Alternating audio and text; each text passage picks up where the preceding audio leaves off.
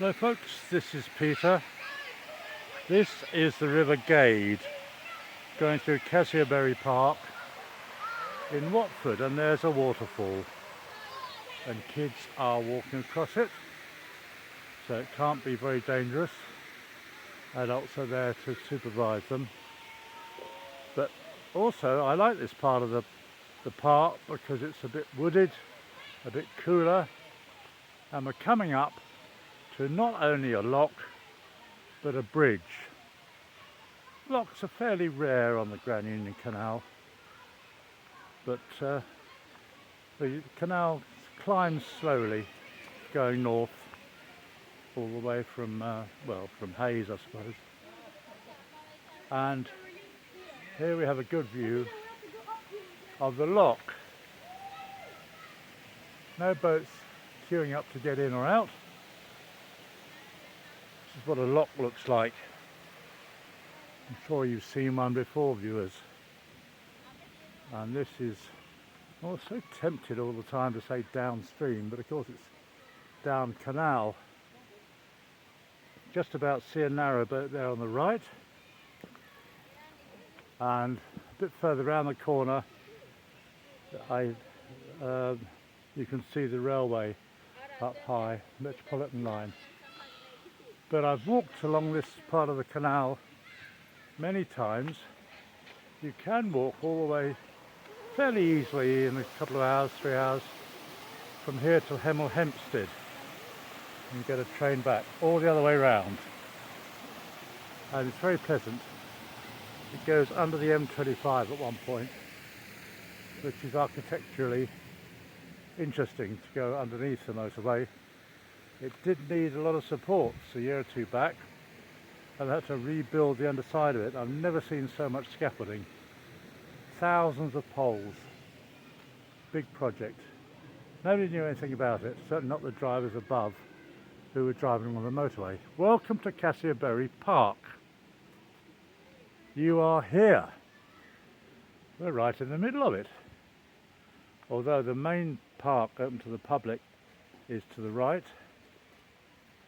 The woods are defined as part of the park. Whippendale Wood, River Point. There's more information which I've already mentioned. You are stood at Iron Bridge Lock on the Grand Union Canal. The canal connects central London to Birmingham. This stretch of the canal was built between 1793 and 1798. Now, further south, near the pub that's got four names and where HS2 is going, it says the canal there was opened in 1803. So, interestingly, it says that it was opening here in 1800. So it's a little bit vague, not even using C 1800 or C 1803. There are definitely a couple of ideas about how long the canal's been open. Lots of interesting things to see in the park, including a miniature railway, not doing that today, and the River Gade. And you can see the carriage drive, which is the main walk between the avenues of trees. I say avenues because there are two sets of trees, although only one set on this diagram. There is up there, into the wood, the other side of the wood, there is a golf course. But there's not much point in looking at that. Anyway, a nice sign. It's opened my eyes to the fact that the park is much bigger than I thought it was, as it includes the woods to the west of the Grand Union Canal.